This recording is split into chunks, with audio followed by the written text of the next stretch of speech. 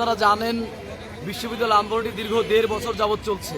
মানুষ বিভিন্ন সময়ে না জেনে বিভিন্নভাবে প্রভাবিত হয়ে প্ররোচিত হয়ে মিথ্যা তথ্য দিয়ে শিক্ষার্থীদের দুঃখ না বুঝে বিভিন্ন মন্তব্য করতে পারে।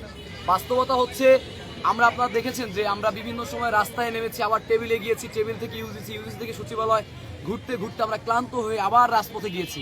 কিন্তু সমাধানটি যখন হয়ে যাবে সেই মুহূর্তে আমাদের কারোই কোনো কথা থাকবে না। এটি ছিল আমাদের ভিশন।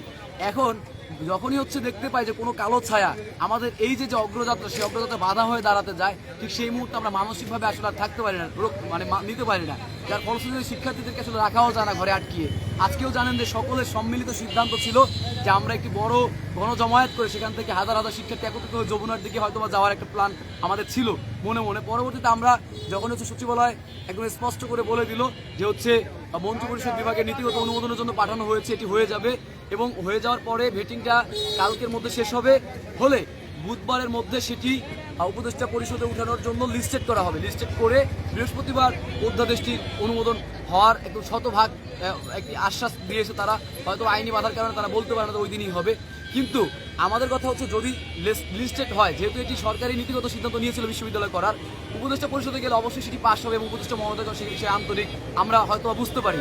কিন্তু যদি বুধবারের মধ্যে লিস্টেড না হয়, সেক্ষেত্রে আমরা এই যে ভাসমান মঞ্চগুলো বিভিন্ন 7টি ক্যাম্পাসে 4টি স্পটে আছে, সেখান থেকে সকলে মিলে দল মত নির্বিশেষে, আপনারা জানেন যে পড়তে কিন্তু এক এবং অভিন্ন, এবং তিতুমির বিশ্ববিদ্যালয় আন্দোলনের যারা ছিল তারাও এখন আমরা দেখলাম যে হাজার হাজার শিক্ষার্থী একত্রিত হয়ে এই সেন্ট্রাল বিশ্ববিদ্যালয়ের জন্য আজকে মিছিলও করছে বিভিন্ন জায়গাতে।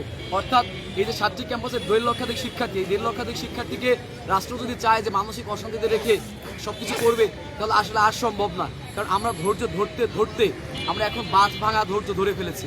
আমাদের দেয়ালে পিঠ থেকে গেছে, আমাদের হয় মুক্তি অথবা মৃত্যু, ব্যাপারটি এমনই হয়ে গেছে। কারণ অসংখ্য শিক্ষার্থী মানসিক ট্রমায় ভুগতে তাদের আসলে এখন কেউ যৌক্তিক কথা বললেও তাদের কাছে সেগুলো এখন বিদঘুটে লাগে।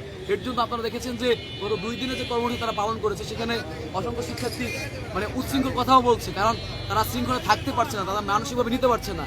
একজন বলছে যে আমরা মারা যাচ্ছি, সে বলছে আমরাও মারা যাচ্ছি। তাহলে দুই পক্ষ যদি মারা যায়, তাহলে রাষ্ট্র আলটিমেটলি আসলে এখানে সমাধানের ভূমিকা পালন করতেই হবে। এবং আপনারা জানেন শিক্ষা উপদেষ্টা মহোদয় বা পরিকল্পনা উপদেষ্টা মহোদয় তারা অনেক বেশি আন্তরিক ছিল বলেই এতদূর পর্যন্ত এসেছে, এবং আমরা বিশ্বাস করি যে তাদের যে আন্তরিকতা, তাদের যে নিরলস পরিশ্রম, সেটি এই বৃহস্পতিবারের মধ্যেই বাস্তবায়ন হবে। আর যদি কোনো অপশক্তি এই যে অগ্রযাত্রাকে বাধাগ্রস্ত করতে যায়, সেক্ষেত্রে আমরা এখন এতটুকু সরাসরি বলতেই পারছি যে আমরা জীবনের বিনিময় হলেও এখন আমাদের এই রক্ষাটুকু করতে হবে। সামনে ইলেকশন আছে, রাষ্ট্র কোনো বিশৃঙ্খল পরিস্থিতিতে যাক, এটি কোনো শিক্ষার্থী কোনো কামনা করে না এবং চায় না। আমরা বলছি যদি এই কারণে এই যে চলমান আন্দোলন, এর জন্য আমরা কেউ ক্ষতিগ্রস্ত হই, তাহলে যাতে করে আমাদের ওই ক্ষতি, ব্যক্তিগত ক্ষতি, সেগুলো ওইভাবেই রাখা হয় আপাতত। কারণ ইলেকশনটা যাতে হয়, কারণ মানুষের কনসেপ্ট থাকতে পারে যে আসলে আমরা উদ্দেশ্য প্রণীত ওই শিক্ষার্থীরা কিছু করছি কিনা। কিন্তু যখন এই শিক্ষার্থীদের সাথে মিশবে, আমি বিশ্বাস করি বাংলাদেশের যে 16 কোটি মানুষ বা 20 কোটি ধরি, তারা সকলেই এই যে অধ্যাদেশ চূড়ান্ত মুক্তিটি, সেখানে এক এবং অভিন্ন থাকবে। কারণ এখানে আসলে আমাদের ফেরার সুযোগ নেই। জনগণের ভ্যাট ট্যাক্সের টাকা দিয়ে যে প্রতিষ্ঠান চলে, সেখানে শিক্ষার নামে যে মানহীনতা চলে, এগুলো থেকে মুক্ত হতেই হবে। এতটুকুই ছিল।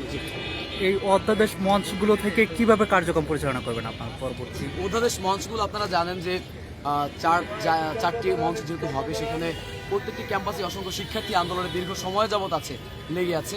তো তারা কথাবার্তাগুলো বলবে, ছাত্র সংগঠনগুলো এসে সম্মতি আপনারা জানেন ইতিমধ্যে বিভিন্ন জায়গাতে জ্ঞাপন করেছে, তারা সশরীরে থাকছে।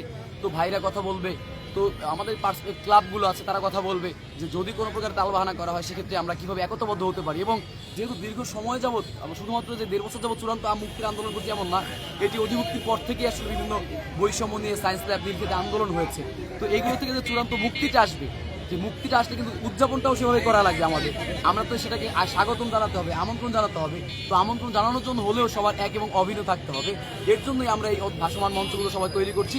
সেখানে সবাই একতাবদ্ধ হওয়ার জন্য, সহজ কথা বলা যায় যে যদি বিজয় হয় তাহলে আমরা আনন্দের গল্প বলবো, আর যদি কোনো প্রকার পরাজয়ের কথা শোনানো হয় তাহলে বিষাদের গল্প বলবো, এবং সেই বিষাদের গল্প শেষ পর্যন্ত অন্যদিকে নিয়ে যাবে আমাদেরকে। জি, এই অধ্যাদেশ না পাওয়ার পিছনে উল্লেখযোগ্য কারণগুলো কি দেখছেন আপনারা? বাস্তব সত্য হচ্ছে বিশ্ববিদ্যালয় অধ্যাদেশ একটি আইনি ব্যাপার। আমরা সত্যিকার অর্থে আমরা অনেক পরিশ্রম করেছি, এটা সত্য। যখন যেখানে যেতে বলেছে আমরা গিয়েছি, এটাও সত্য। কিন্তু আইনগুলো ধাপে ধাপে বাস্তবায়ন করতে হয়েছে। ধরেন অধিভুক্তি বাতিলের আগেই কমিটি হলো, সেই কমিটি অনেকদিন কাজ করলো, কাজ করার পরে সেটি আবার ঢাকা ইউনিভার্সিটিতে গন্ডগোল হলো, তখন বলা হলো যে অধিভুক্তি বাতিল করা হবে, কিন্তু বাস্তবতা হচ্ছে যে সিনেট সিন্ডিকেটে পাশ করার আগ পর্যন্ত অধিভুক্তি কখনো বাতিল হয় না। সেটা নিয়েও আমাদের দীর্ঘ প্রায় 2-3 মাস যুদ্ধ করতে হয়েছে, যে আপনি বললেন অধিভুক্তি বাতিল করবেন, এখন আবার সিনেট সিন্ডিকেটে পাশ করছেন না, সেগুলো নিয়ে তারপরে কমিটি কাজ করলো, এবার ধাপে ধাপে অনেক দূর এগিয়েছে। কিন্তু মাঝে মধ্যে দেখেছি যে মডেল কি হবে না হবে এই ইস্যুতে কিন্তু বিশ্ববিদ্যালয় হতে পারবে না এমন একটি ষড়যন্ত্রও ছিল। অনেকেই চেষ্টা করেছিল যে শিক্ষার্থীদের মধ্যে সংঘর্ষ তৈরি করে কি মানে কারো ক্ষতি করে এই ইস্যুটাকে নষ্ট করে দেওয়া, কিন্তু আমরা শান্তিপূর্ণ থাকার ফলে, সচেতন থাকার ফলে এটি করা হয়নি। আমরা বিশ্বাস করছি ওই যে একটি অপশক্তি মডেল বিতর্ক অন্যভাবে তৈরি করে যারা হচ্ছে বিশ্ববিদ্যালয় আটকে দিতে চেয়েছিল তাদের জন্য অনেক ঢিলে হয়েছে। আমরা কিন্তু স্পেসিফিক কেউই বলিনি যে স্কুলিং দিতে হবে, কেউ বলেনি কলেজে দিতে হবে, কেউ বলেনি ফেডারেটিভ দিতে হবে। আমরা বলেছি আমাদের মানহীনতা রয়েছে, আমাদের এখানে বৈষম্য রয়েছে, এগুলো নিরসনের জন্য এটা ভালোবাসা করতে হবে।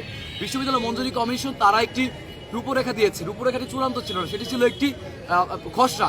এই খসড়াটি সংশোধনের সুযোগ ছিল, তো সংশোধনের সুযোগ থাকলে সেগুলো যৌক্তিকভাবে বলতে হবে, মন্ত্রণালয়ে বলতে হবে, সে বলার সুযোগটিও ছিল। কিন্তু মাঝখানে সেগুলো বলতে গিয়ে বিভিন্ন সময়ে আমরা দেখেছি যে